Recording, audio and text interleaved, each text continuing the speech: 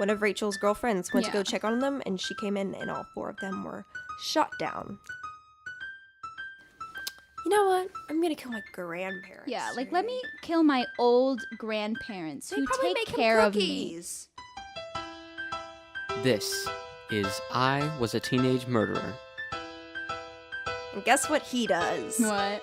He takes the coward's way out, and he ODs. About 30 miles Kanye? north of Little Rock.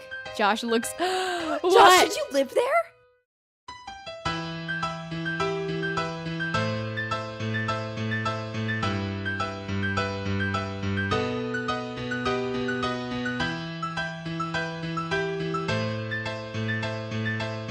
Today's episode, Home is Where the Murder Is.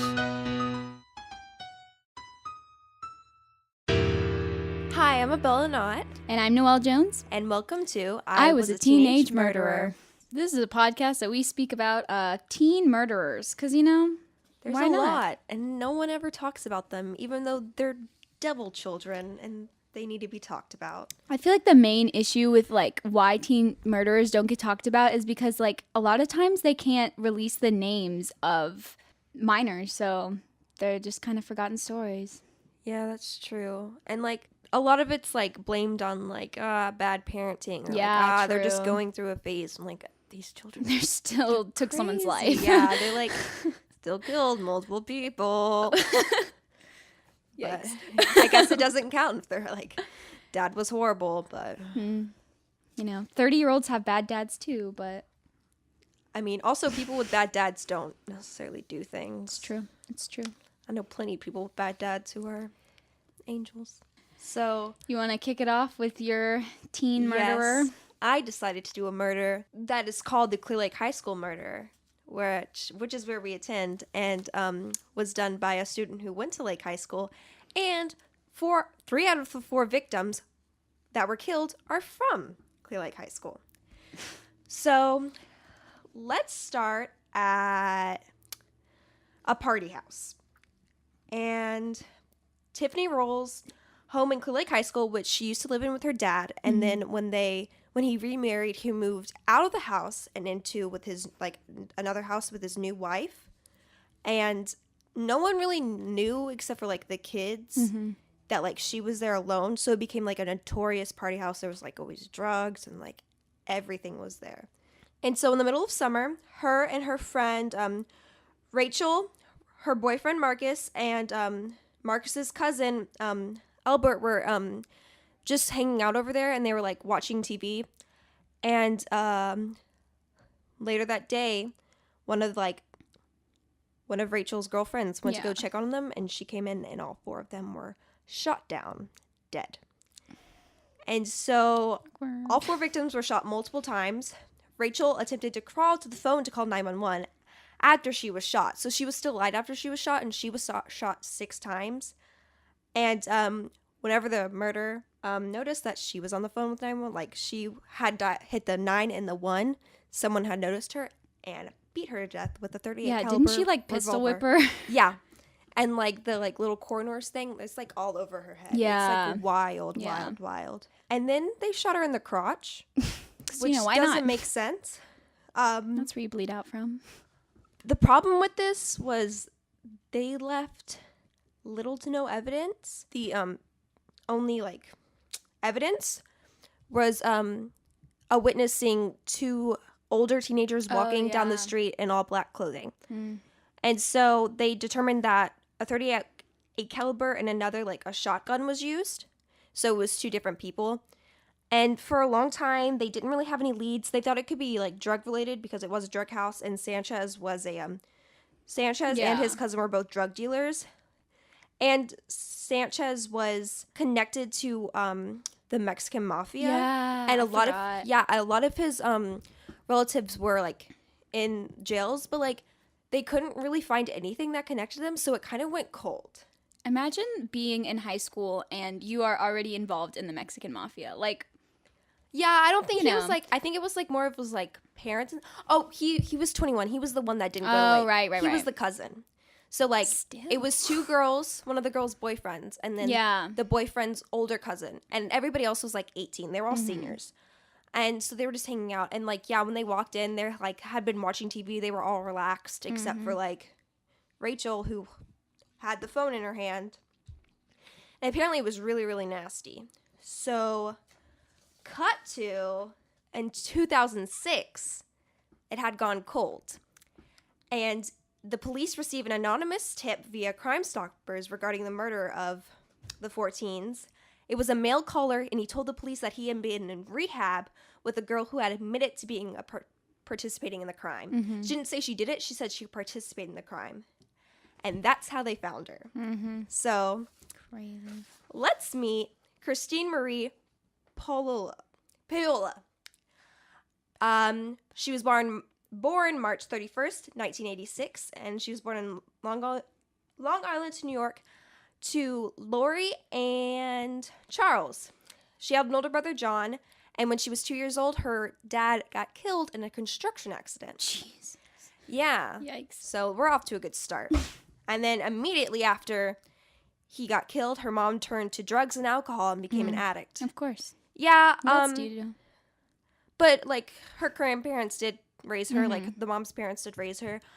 But the thing that kind of, like, sucked for her, she was, like, when she was in kindergarten, she was diagnosed with, I'm going to slaughter this, alopecia. Oh, right. She doesn't have hair. Well, right? okay. Or she doesn't have eyebrows. I know that much. Is a type of hair loss that occurs when your immune system mistakenly attacks hair follicles, which is where the hair growth begins. It's usually not permanent, which she didn't have hair, eyebrows, or eyelashes. Wow. So she was forced to wear wigs, and she had poor vision and, like, wore really thick, like, nerd glasses. Aw. And so she was, like, ridiculed and bullied by all of her classmates. So she had, like, horrible self-confidence. And, okay, and, like, her mugshot and stuff, she does have hair. Like, but Yeah, this is way it's past like it. thinned But, like, out. if you look up her, like, student ID photo, it's freaky. Oh. She has, like, I don't even know if she had drawn in her eyebrows that day, but she has, like, a Barbie looking wig and, like, white and blue gosh. eyeshadow and, like the kind of smile. Oh, gosh. It was so weird. I'm gonna murder my friend's smile. Yeah, okay. So her mom got better. And so her and her mom and her new stepdad, which apparently he was a pretty chill dude, they moved to Clear Lake City, Texas, a suburb of Houston. Home of the Falcons. And she enrolled in Clear Lake High School. She was then befriended by two popular students, Rachel and Tiffany. And they helped her improve her appearance. They bought her nice wigs, which, if you guys don't know, wigs are expensive. Wigs are really very expensive. And They are. yeah, and they helped her fade in, and she was voted Miss Irresistible by her student body. Aw. So, like, it wasn't like she had a better life. She grew up. Yeah, she grew up. She was friends with popular girls. It wasn't like it was just them. Obviously, other people liked her. And so things were pretty cool for a while until she began a relationship with 21-year-old Christopher Lee Snyder. Yikes. God, I hate him. Her mom and stepfather disapproved of Snyder because of his frequent drug use and extensive criminal record. She picks them. Yeah. It's because she had no father figure. Yeah. She But had a stepdad, but at least pick a good father figure replacement, I guess. I don't know. Date the nice guy. Yeah, like The bad guys turn you into murderers. but like it kind of sucks because like she obviously had friends and like people liked her, so I'm sure some sweet dude would have like dated her, some like band dude. But I mean, to be fair, some of like her friends weren't always like they weren't the best people. They were involved with drugs and alcohol, Yeah. leading to. I'm pretty sure she was addicted to heroin. Oh yeah, she definitely was. Yeah, but like that at the doesn't age happen of yet. 17. Yeah, if like someone, I don't know. Also, she was probably mad at her like mom for leaving her too. So she was Yeah. like, "I'm gonna do what I want." Yeah. I've had that Teen relationship rebellion. before. So, on July 18th, 2003, Christine and Snyder went to her friend Tiffany's party house, and they planned to steal drugs. They did. They took it. And they got in an argument with them because they weren't just going to give them all their drugs for free. Right. And they Who would shot do that? all 4 victims. Hmm. And again, Rachel was going for the phone, got to the 9, got to the 1, got pistol whipped, and then shot in the crotch. And so then they just walked out. And the most wild part is an hour after the murders, Snyder drove Christine to Walgreens where she was scheduled to work. What? I didn't know that part, but that's... Why would... I don't understand. Yes, I just killed 4 of my friends. Time to go to work now. Yeah, I just... Can we be done before 1? I have to work. Yeah, I have to work. I don't understand. What? She was like, hey, babe, I know, like, you're cleaning up, like, your clothes because they're covered in blood, but Can you just drop me off real quick? Like, I've got my red shirt in the back. I want to know which Walgreens so I can be like, hey, guys. Oh my gosh, what if it was the one by the school? It probably was. Oh god. That'd be horrible. Yikes. So, 2004, a year later, they ended their relationship.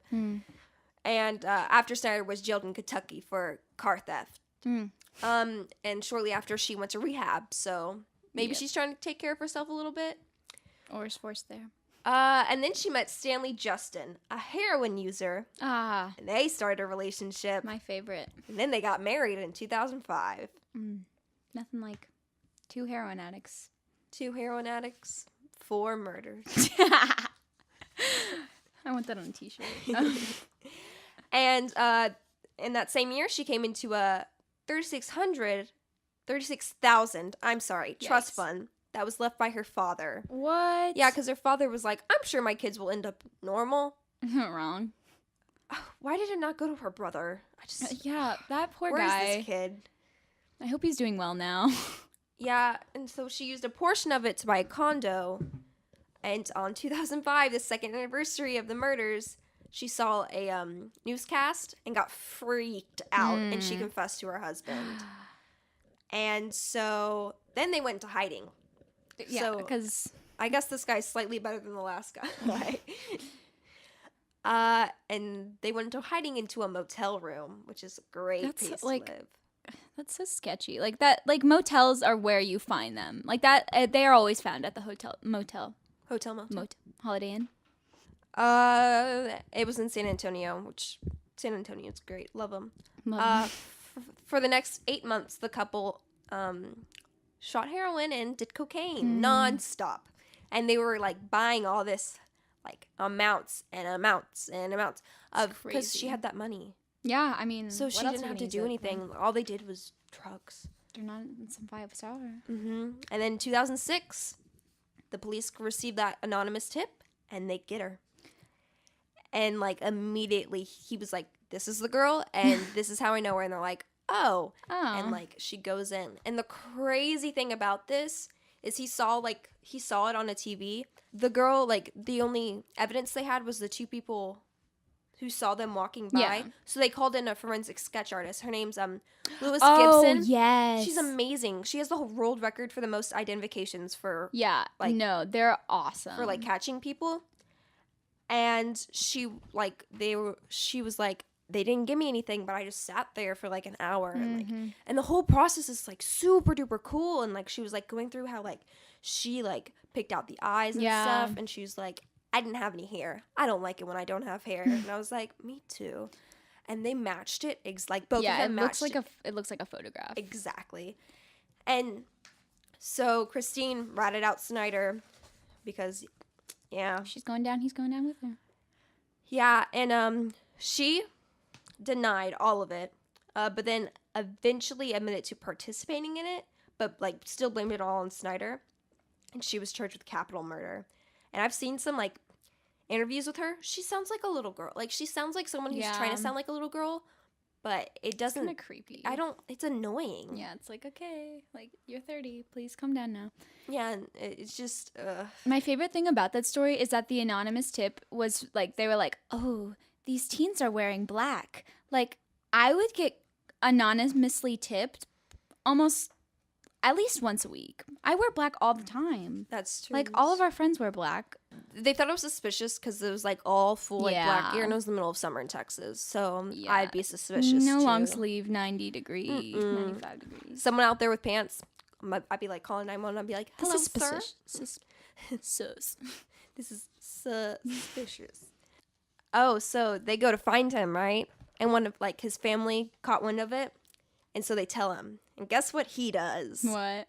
He takes the coward's way out and he ODs. Oh. So he never has to face trial on any of it. And so now that he's dead and she eventually confesses, the only, like, she gets indicted with capital murder. Mm-hmm. And the only reason she, like, avoids the death penalty is because it happened when she was 17. Yeah, that's crazy. And so she just has life in prison, not, like, death. That's crazy. But you want to know the great thing? Yes. She's eligible for parole in They 2046. always are. I don't understand why. Like, actually, no. This is not a political podcast. I'm not gonna We say could my make opinions. it one. No. Okay. My teen murder comes from. It hails from Arkansas. I love Arkansas. Yep, Arkansas. That's Never where been. our producer's from. The judge. So Justin Stanton, 14 years old. 14 years old. I mean, Probably in the middle of puberty. yeah. Literally 14 years old. So he's in the 8th grade. He hasn't shown up for school for a couple days, and like the principal's like, Maybe he's sick. this is kind of weird that he's not here. And so he calls the house and he's like, hey, like, what's up with Justin? He hasn't been here in a while. And then he's like, the first time he calls, Justin answers, he's like, yeah, like, I'm not feeling too good. And then He's the sick. principal's like, yeah, okay. And so, like, a few days later, he calls. Maybe it wasn't even that many days, but he calls again. And then he's like, Justin answers the phone again. And he's like, And he knows that he lives with his grandparents. He's like, let me speak to your grandparents. Is this? Shh. And so Justin on the phone is like, yeah, like, okay, I'll go get them. Pretends to be his grandparents on the phone. And like the principal's like, Is there a recording? this is sketchy. I mean, I'm sure there is somewhere. I could not find one, but he was like, I know it's him. And he's like, Justin, like, I know, like, it's you. And so Justin like is like, oh God, like, okay. Basically, so after that whole thing, the principal's like, I need to like go to this guy's house. Like, what is up? Like, that is just not okay. So he goes to the Principal goes? yeah. I mean, I'm pretty sure it was the principal. Like almost positive.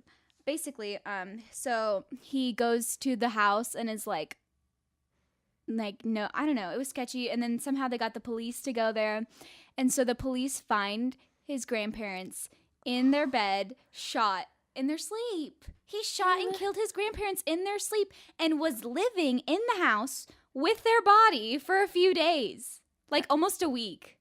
The smell. Just, like, how do you just, like, go about, like, like, make my breakfast, take a shower with your dead grandparents, like, down the hall? That's like the murder on the farm in Germany, where Yeah. it was shown to like Yeah. he fed all the animals and stuff. It's just He so lived there for like a weird. couple days. But so, Did he have a motive? okay, so basically, let's see what else. Capital murder. Yeah, 2 counts of capital murder he was charged with. Where were his parents? Were they like dead or what? Okay, I don't really know. Let's see. Yeah, no, it doesn't say anything. It just says like, They're just MIA. yeah, he lives with his grandparents, and so basically, it was like robbery and murder scheme that he like came up with. I don't know what word I was looking for, but he came up with his friend who's Hunter Drexler. Drexler sounds like a villain. Like, that is a villain name. Of course this kid's gonna help The new kill people. James Bond movie. Yeah, and so he's 14, 17 of like, and they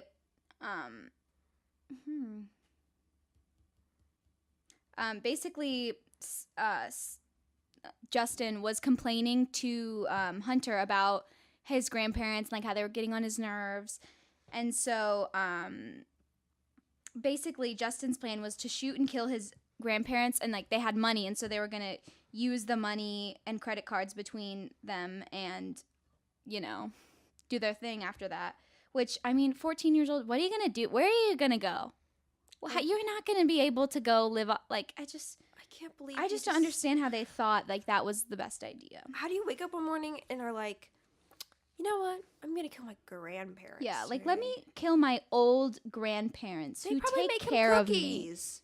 Who knows? Maybe they're abusive. I don't know. It doesn't say anything about that. But oh, okay. This is interesting. Apparently, one time the grandparents had called the police and was like worried about Justin because he was like talking about like committing suicide and he was like very verbally abusive towards them, and so like they were worried about him. So they I knew. yeah, they like knew that he had some problems and they wanted to do something about it, but Did the friend get charged with anything? yes, Like they both got conspiracy to charged murder? with 2 counts of capital murder because they did it together. They did it together? Yeah, they went into the house. I'm pretty sure it was a robbery. They basically went to go rob the house and kill the grandparents. And so he did, like, they went and did that. And then it says that he does sometimes live with his mom too. And one article I read was that he was living with his grandparents like while they were dead. And then another one that I read says that they stashed the bodies in the woods nearby, which both That doesn't stupid. Just stupid. I just am baffled. Okay, but still, like, I'm sure, like, the blood was still there. It was all still there, I'm sure. Mm-hmm. So I don't. Just shout out for this kid thinking that he can impersonate his grandparents over the phone. I just don't understand. And they did it all for money. Like, they were like, okay, we'll just take their money. Like, the first thing that they can do is just, like, let's just kill. Okay, hold up. You're 14. Yeah. Literally 14 years old. I could not even, like, order my own food by myself. You're being raised by your grandparents. Odds are you're going to get their money when they die. Seriously. Like, So you're not going to have to wait as long as you would have to wait for your parents. I just am, like, It's not that, and you don't need that much money at 14. you still have high school to finish. You have high still school. got things to do. I don't know what your plan was afterwards. Like, I guess he's just, like, too immature at this point to, like, really think about a future plan. But, like, even then, it's just kind of like, come on, buddy. What could you... Like, He can't drive, can't Yeah. own a house, can't even buy cigarettes. yeah, that's, That's crazy. Wait, where was he? Josh, did you live next to him? there's a city. Conway, about 30 miles Kanye? north of Little Rock. Josh looks, Josh, what? did you live there? Kinda? Near? Were you near it? Okay, no. Okay, so I lived Oh, God.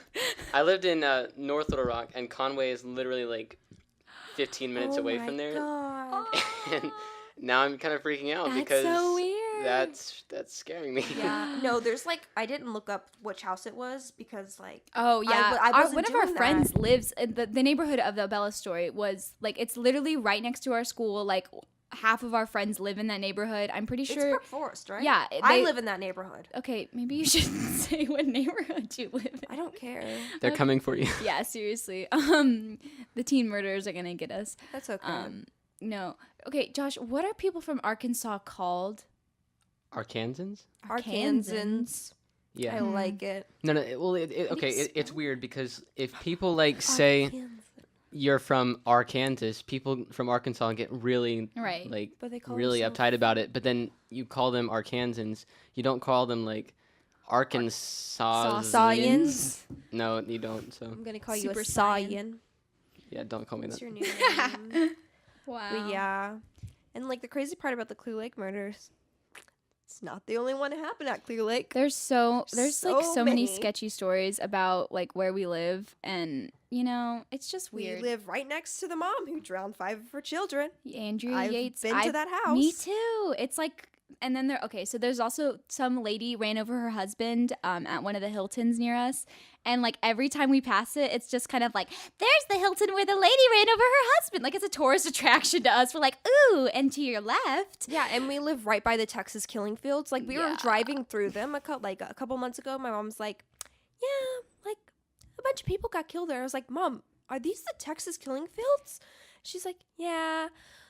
No one ever told me. You didn't know? No, one of my church. I thought it was farther away. The not the land that they bought, it has a lot of land, but the near it there's a different church that's built up on people were found there. It wasn't Texas killing fields, but bodies were found there, and I was like, ooh, was there any found here? And they're like, we don't think on this property, and I was like, oh, Dang it. but they never found them all because a lot of girls went missing at that time, but they never found them all. So it's maybe we'll find a body someday.